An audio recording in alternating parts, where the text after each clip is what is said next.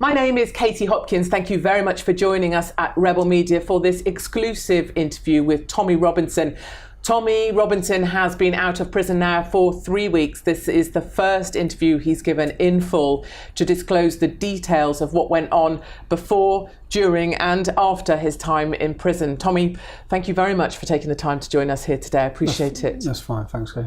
So Tommy, what I want to do is allow the viewer to come on a journey with you. And I think what matters first up is to hear why you got to a place that you were at the court that day in Leeds that led to your arrest. So take me to you growing up. Where did you grow up? So I grew up in Luton Town. It's a working class town with a very diverse population. It's gone from, so I was born in 1982. When I was born in 1982, we had one mosque. Now we have 35.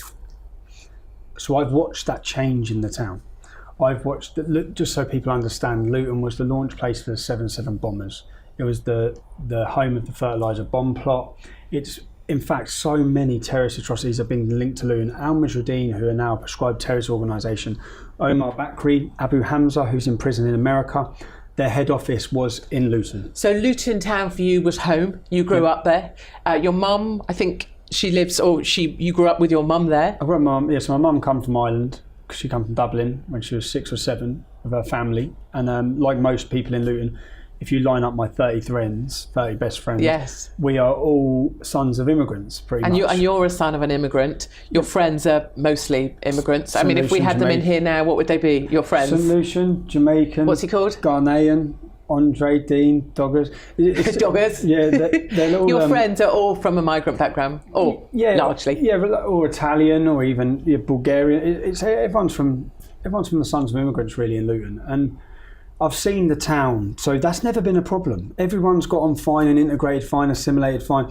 But growing up, I was trying to understand there was something very different about what I saw as, which I at first thought was a Pakistani problem. I saw the Pakistani community showed a hostility towards everyone who wasn't Pakistani. And then only through growing up and learning Islam, I understood that it was the segregation and separation taught to them through Islam. So in Luton growing up, you're there, you're growing up as a young lad, and you're seeing that there's all these different people, you're all mixing fine, but there seems to be this one population, the Muslim population, or those that believe in Islam, that don't want to belong, don't want to integrate. If I just put it into basic terms, if you went into the school dinner hall in my school, in a state school, normal school, yeah, in a normal school, you'd have whites sitting with blacks, sitting with some Chinese, sitting with some Indians, everyone sitting integrated at their tables, and in the corner of that dinner hall, you'd have 8 tables of Muslims. Separate in everything.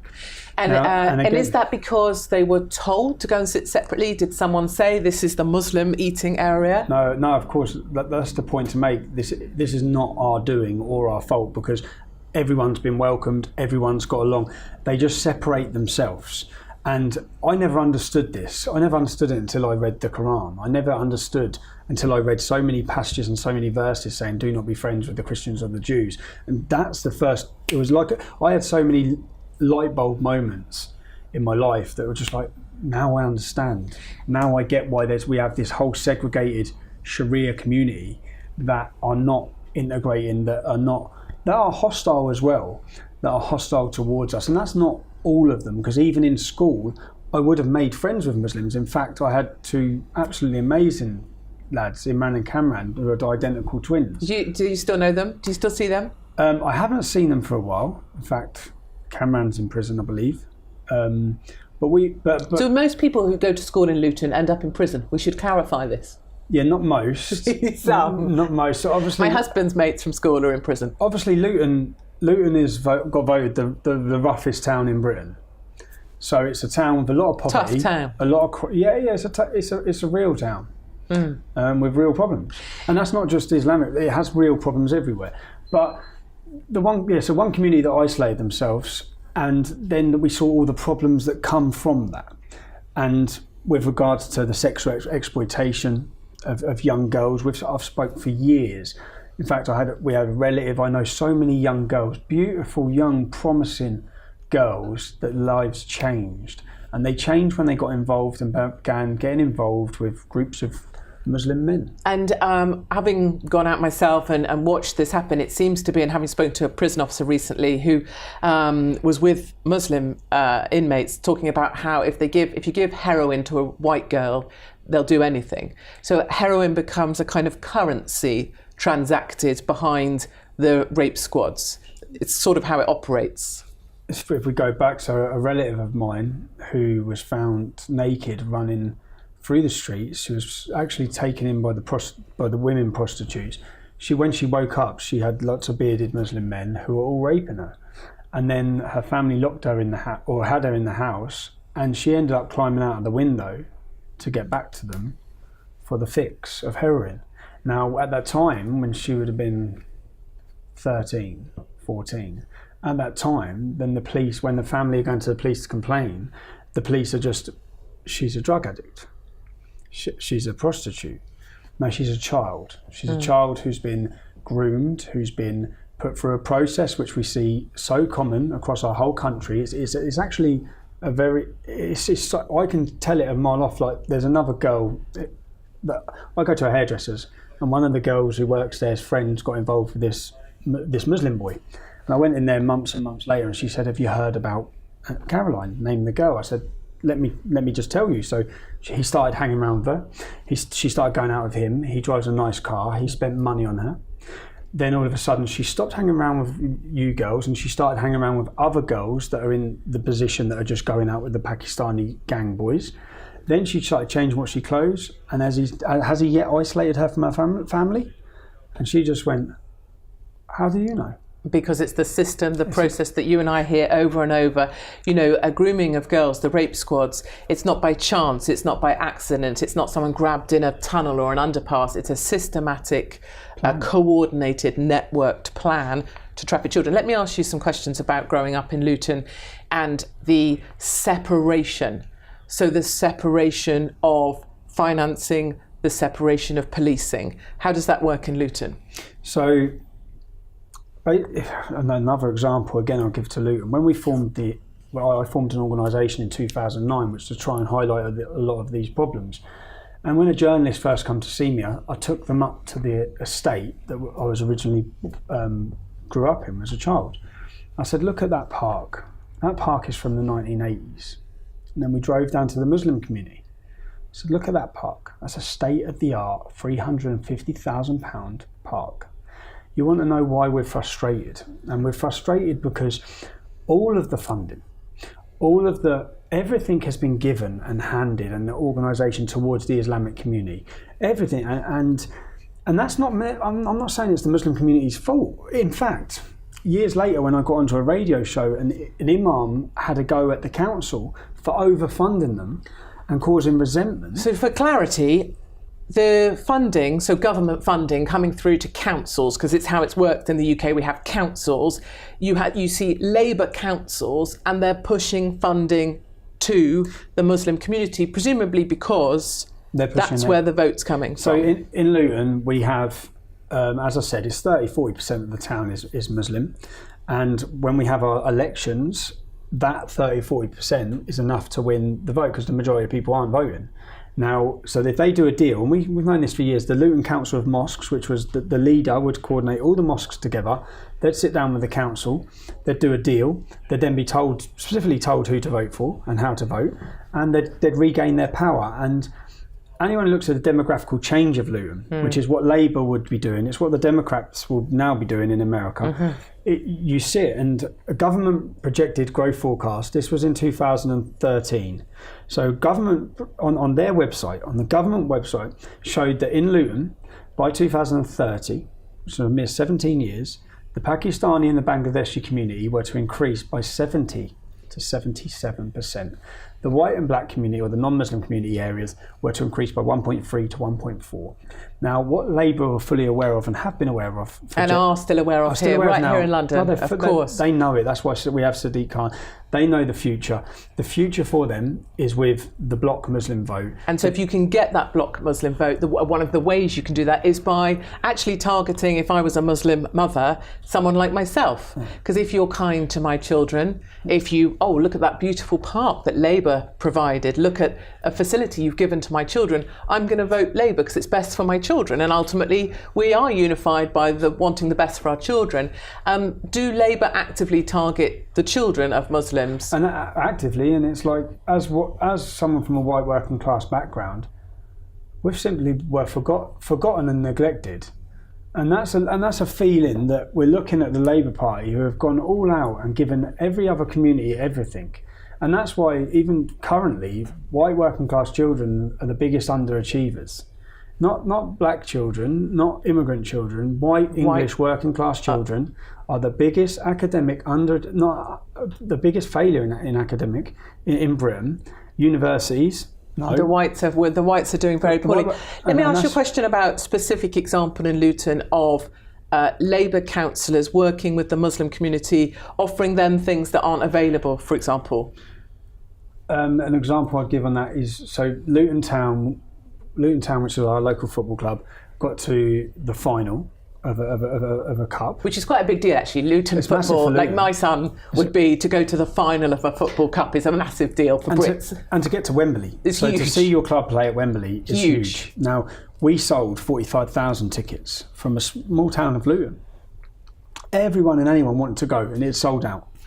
Now, on that day at the stadium, I remember standing there and we see 10, maybe more coaches pulling up, and all young Muslim children getting off. And those coaches were sent and funded by Luton Borough Council. Now afterwards, I got on a radio phone in. I contacted and asked, what was that about? Because I remember seeing the feeling and how angry everyone was. Like, what's this? Well, how's this worked out? Just Muslim children? Just Muslim, yeah. And they said that's part of integration. And this is how they get everything so wrong. That's actually segregation. If you wanted part of integration, then there's so many poor white and black children in Luton that would have loved to have been on that, would have killed to be on that bus. So was it an exclusive bus only for Muslim children? For the Muslim community, yes. For the Muslim, and these agreements are done. For example, all of the funding in Luton, we have the Luton Islamic Centre, which is a mosque, which was where Shalid, the most recent Westminster Bridge, the man who done the terrorist attack against Westminster, done the attack there. He was a paid teacher for that mosque. The Stockholm bomber was from that mosque. Luton Borough Council fund from our taxpayers' money that mosque. And this is one of the really hard things, Tommy, for people to get their heads around. I've watched it in Belgium, in Molenbeek. The funding of mosques with our money that are the centre, the hub. We've just seen it in Manchester as well. They are the hub of where these individuals learn these skills. And I think you said that 9/11 bombers were celebrated in Luton. Could you explain that? So just so people understand, this would be when I formed an organisation called the English Defence League in 2009. English Defence League. In 2009. That wasn't just a spur of the moment thing. That was a build-up of watching my town decay, watching it be taken over, essentially, watching pure venom and hatred go unchallenged against everybody. And so people understand, on September the 11th, after September 11th, we had posters, and I'll show you a copy of these. Copy. Posters were put on all the phone boxes, all the shop windows, Magnificent 19, a celebration of the 19 suicide bombers. So Magnificent 19, the 19 suicide bombers launched against America, 9/11. Yes. They were celebrated in the town of Luton that you grew up in. I remember getting phone calls that the college, there'd been all cheers in the college by. And as a reaction to that, at the age of 21, growing up in this town, you created something called the English Defence League. No, so first of all, I tried to first raise my head about it at the age of 21, where I organised a demonstration called Ban the Luton Taliban, because a group headed by Omar Bakri and Abu Hamza, Abu Hamza has the hook, he's in an American prison now. A group, their head office was in my town. They were sending people to fight for the Taliban. I organised a demonstration to oppose against them, and from that, I was attacked and targeted, and I kept my mouth shut then for 5 or 6 years. But then there was a soldiers' homecoming parade where our soldiers were attacked and spat upon again by this same group, that's when I formed the English Defence League. So soldiers coming home from fighting the Taliban, soldiers coming back, there was a homecoming parade. Those soldiers, I remember the footage of this, watching it, those soldiers were spat on, there were protests there was a big Muslim gathering essentially that were abusive and horrific to our British troops. That was the trigger that caused you to finally set up the English Defence League and actually position yourself then as a target. Yeah, that was the trigger, and because of what had happened when I was 21, I was now 26. Because of what happened when I was 21, that's why I decided to try and cover my face and try and use a different name, because I knew what's coming. And then take us from this 21-year-old and then a 26-year-old with the English Defence League. Take us to the Tommy Robinson stood outside court. So just to explain, the thing that led to your arrest, it's an ongoing court case, so we still have to be very careful. It was broken into 3 parts. 1 part was done. This was the second trial of a group of men accused of grooming and trafficking young girls. You were stood outside the court on the day of the trial, correct me if I'm wrong? On the day of, the trial had finished. So the trial had finished and the jury were there to give their verdict. So the trial had finished. And I was stood there on that day. And the reason I was stood there on that day is what I've tried to do since forming the English Defence League. I've travelled the country and I've researched and I've spent time with families and I've seen the true extent of this, what is called grooming, which is more of a rape jihad across our country. And I feel that things are still being hidden and the public are not really aware of the size of this problem. For example, we have young girls that have been murdered and chopped up and put into kebab mincers and no one knows that. We have young girls who have had hot iron rods with the letter M and branded on their back and no one knows it. But you standing there that day, you have your camera. What sort of camera have you got? An iPhone? I just went with I had my iPhone. And what were you saying? I was just detailing the men's names. So before I went there, I had researched and I'd looked at the contempt of court laws, which I was aware of, and I was also aware that the judge has no power to put any reporting restrictions on any information that's in the public domain. And the BBC, our British state news broadcaster, they had already printed, I'd seen them, I think I'd tweeted them, the names of the individuals. That was already in the public domain. All the information that I gave was already in the public domain. And where you were standing outside the court, were you right outside the door? Were you inside the door? Where were you? Had you asked someone where you could stand? Yeah, so that morning I'd gone into court to try and get the full details of their reporting restriction. There's so many guidelines that they have to have. For example, on the screen where the defendants' names are listed, it has to say there of the reporting restriction. It didn't. I have a photograph of that screen. It did not.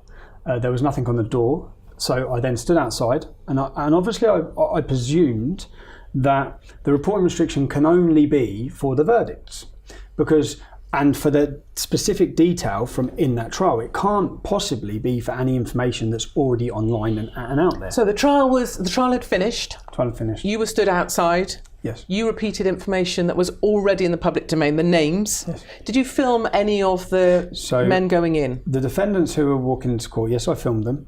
I made sure not to film anyone but them. So there was Muslim women walking into court. I turned the camera away from them. I was fully aware that you couldn't record jurors, witnesses or anything like that, but defendants on trials, as anyone would see of any case across the UK, every time I've ever gone into court, I'm photographed and I'm filmed. So I filmed them. I wasn't aggressive towards them. I asked them how they felt about their verdict that was coming, because they were getting their verdict that day. I asked them a simple question and I was very calm and reasonable and polite. I made sure of that. Did anyone ask you to stop filming? Did anyone tell you to go away? No, I actually asked the police officer if I was okay to be filming where I was filming, to which I was told yes. Were there other people filming where you were filming? Were there other people stood where you were stood? Were you alone? I was on my own, but there were other members of the public around, but I was on my own. I'd also watched previously other gentlemen stand outside the same court and do videos saying the same things. Obviously, yeah. No, what happened next? So you're stood there, you filmed them, you're just discussing the names, you're discussing information already known, you've asked the police officer where you can stand, he's told you can stand wherever. What happened next? Next I was arrested and I could see more police come in. No one warned me, no one said anything actually. I saw the judge up at the window with the police officers, and then all of a sudden I was handcuffed, I was arrested. I was told I was being held on breach of the peace. So you were arrested, you could see the judge looking out of the window with the police officer. Yeah. And you were taken away. And then within 5 hours, I believe, you were sentenced and you were sent to prison. Yeah, I was tried in what can only be described as a kangaroo court. And again, reporting restrictions were put on anyone being able to be told that I was tried or what went on in court. And yes, I was sent to prison that same day without an opportunity to defend myself, without an opportunity to take legal advice, to speak with my lawyers. And I was sentenced to 13 months in prison. 13 months in prison in 5 hours in a court without legal advice. Yeah. And that should be something that should have alerted and woke up a lot of journalists. Or scared anybody, actually. Yeah, but actually what the reaction to it was they all fell over each other and fought each other on who could write the biggest hit piece to justify why I should be in prison. Okay, Tommy Robinson, thank you very much indeed for your time. We'll be returning shortly and we'll find out what day-to-day life is like inside a prison in the UK if you're Tommy Robinson.